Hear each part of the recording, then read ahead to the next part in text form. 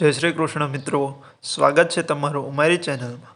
તો મિત્રો, આપણે હંમેશા સાંભળ્યું હશે કે આપણા ઘરના ગરડા લોકો એટલે કે દાદા પરદાદા જે કહેતા હતા તે દરેક વાત સાચી હતી, કારણ કે તે શાસ્ત્રોને સારી રીતે જાણતા હતા।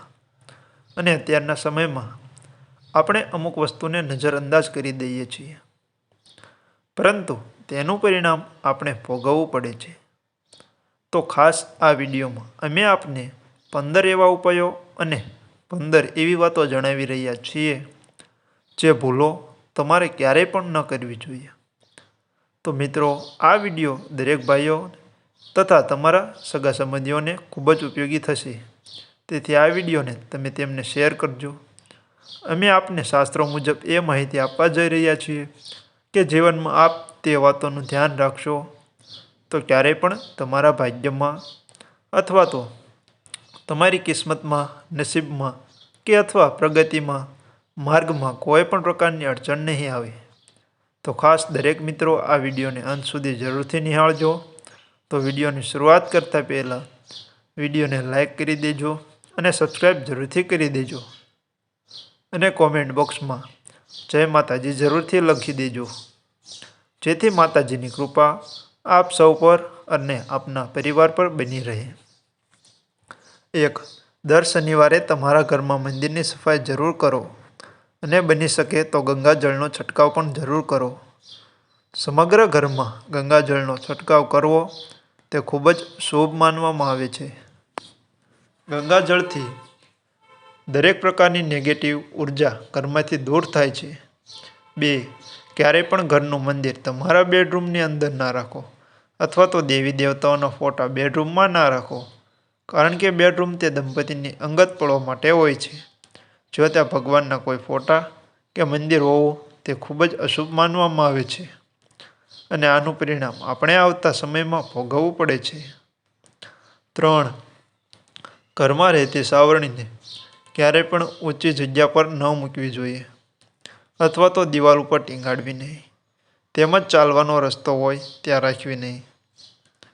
સાવરણીને હંમેશા છુપાવીને રાખો, બેડ નીચે કે સોફા નીચે તમે રાખી શકો છો। સાવરણી માથે પગ દઈને ચાલવું તે પણ ખૂબ જ અશુભ માનવામાં આવે છે, કારણ કે સાવરણીમાં માતા લક્ષ્મીનો વાસ હોય છે। 4. જ્યારે પણ તમે ઘરના મંદિરની સફાઈ કરો ત્યારે ભગવાનના ફોટા ક્યારેય પણ જમીન ઉપર ના રાખવા જોઈએ। તમે તે ફોટાને કોઈ ઊંચા સ્થાન ઉપર રાખી શકો છો, અથવા તો બાજોટ ઉપર રાખી શકો છો। અને ખાસ તમે જ્યારે પણ ભગવાનને દીવો કરો ત્યારે દીવાની સફાઈ જરૂરથી કરો। 5. ઘરના મંદિરની આગળ એક પડદો જરૂરથી રાખો। આ પડદો તમે આખો દિવસ ખુલ્લો રાખી શકો છો, પરંતુ રાત્રિ પૂજા થયા પછી અવશ્ય પડદો બંધ કરો। આવું કરવું ઘર માટે ખૂબ જ શુભ માનવામાં આવે છે। 6. પૂજા રૂમમાં રોજ એક કપૂર જરૂરથી સળગાવવું જોઈએ। કપૂરથી સમગ્ર ઘરમાં પોઝિટિવ ઉર્જા જળવાઈ રહે છે, તેમજ કપૂરની સુગંધથી ઘરમાં સુખ શાંતિ આવે છે, તેમજ દરેક પ્રકારના રોગનો નાશ થાય છે। 7. ઘરના મંદિરની અંદર નાનો કે મોટો કોઈ પણ શંખ જરૂરથી રાખવો જોઈએ। મંદિરમાં શંખ રાખવું તે ખૂબ જ શુભ માનવામાં આવે છે। 8. દર શનિવારે ઘરમાં એક વાર તો હનુમાન ચાલીસા જરૂરથી વગાડો। સાંજના સમયે હનુમાન ચાલીસા વગાડવાથી ઘર માટે ખૂબ જ સારું માનવામાં આવે છે। 9. પરિવાર તેમજ ઘરનું વાતાવરણ પ્રફુલ્લિત રાખવા સવારમાં થોડી વાર માટે ભજન જરૂરથી વગાડવા જોઈએ। ભજન સાંભળવાથી દરેક વ્યક્તિનું મગજ શાંત રહે છે, તેમજ ઘરમાં પણ પોઝિટિવ ઉર્જાનો વાસ રહે છે। 10.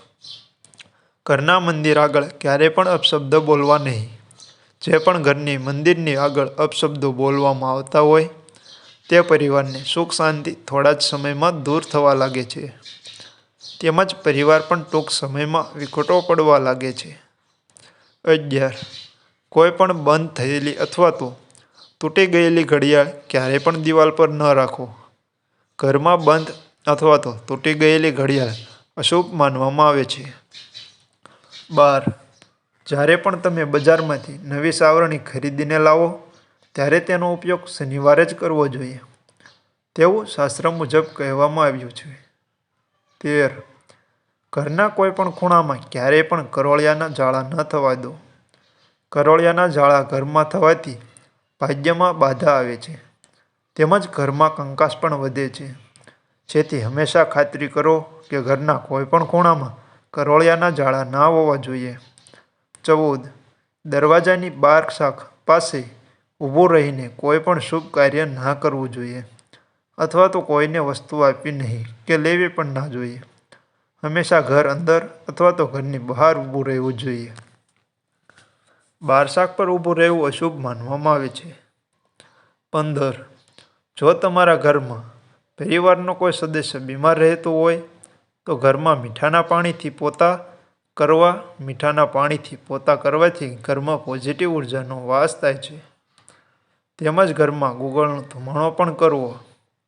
મિત્રો, આ છેલ્લો અને અગત્યનો ખાસ ઉપાય યાદ રાખજો, જે ઘણા બધા લોકોના મોઢે સાંભળેલો તેમજ લોકોમાં અનુભવ થયેલો છે કે આપના ઘરમાં હંમેશા દવાખાનાના ધક્કા થતા હોય, દર અઠવાડિયે કે દર મહિને દવાખાનેથી છુટકારો થતો જ ના હોય, ઘરમાં કોઈને કોઈ બીમાર રહેતું હોય, તો હવે જ્યારે તમે દર્દી સાથે દવાખાને જાઓ તો દવાખાનેની કોઈ પણ કેન્ટીન આપેલી હોય ત્યાંથી કોઈ પણ એક નાનું બિસ્કિટ ખાઈ લેવાથી આવનારા સમયમાં દવાખાનાના ધક્કા થતા નથી.